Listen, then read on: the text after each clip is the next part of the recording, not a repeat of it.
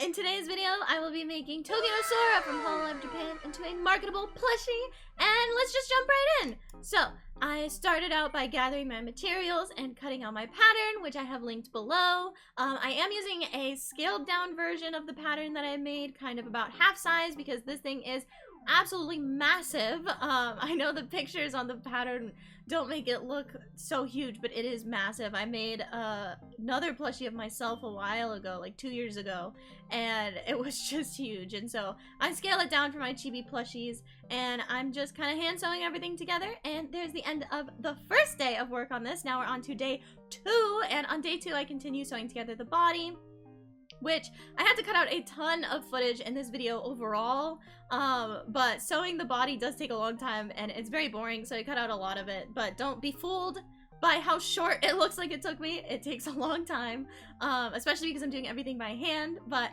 I go ahead and stuff the plushie, turn it inside out, all that, and then I start working on the hair. I do all of my hair, and as you'll see later, the clothes, I do all of the pattern making for that on paper towel, which is actually a very good material since it's very similar to how fabric moves and stuff. And on to day 3!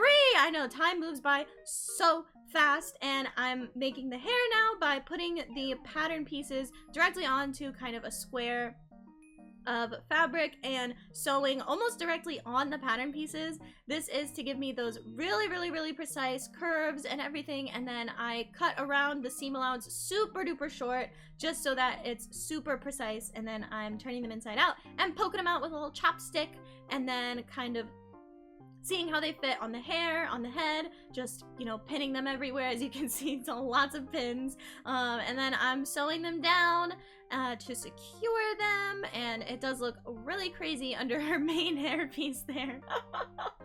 Lots of different pieces overlapping, so you got to get really good at hiding it. And on to day 4 already! Day 4, I start out by poking out her eyes, which I know in the final plushie are a little tiny bit, or maybe a little bit more than a tiny bit crooked, but there wasn't really much I could do about that. Once you have the eye holes poked, it's kind of too late, unless you want to make a whole new face, you know. So we just had to roll with it, and now I'm starting work on her clothes. I'm starting on her skirt first, making the pattern for that again in paper towel, just because it's super, like, a super cheap way to draft fabrics and patterns, and it's really similar to the felt, especially as it can, like, kind of wrap around the body and everything. So I highly recommend, if you ever want to make plushies, to get on paper towel patterning, because it has honestly really changed how I work. It's very nice having such a disposable material. I don't have to worry about using felt or fabric at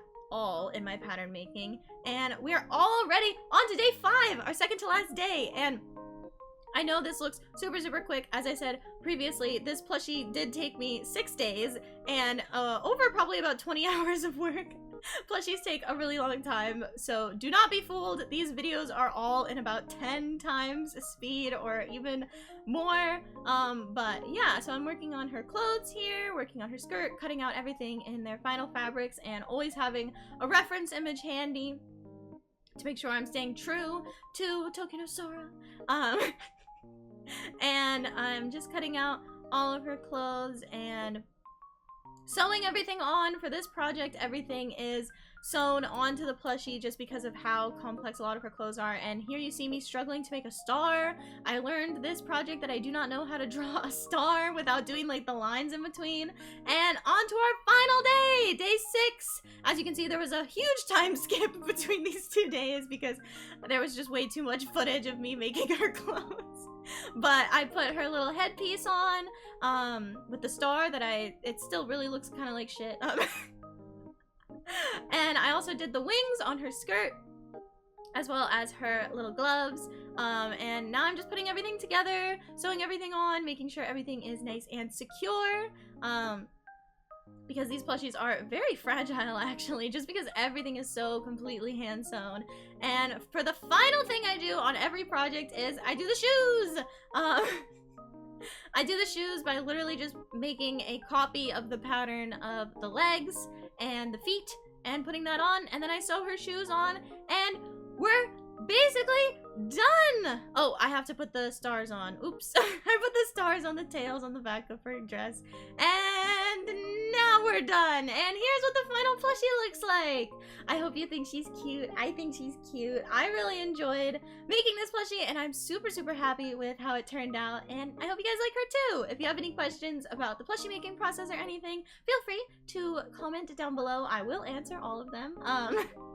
But yeah, I hope you like it. I hope you liked the video. If you did, make sure to like and subscribe. Tune into my streams if you want to. I do gaming streams as well as the occasional sewing stream if you're interested in the sewing content.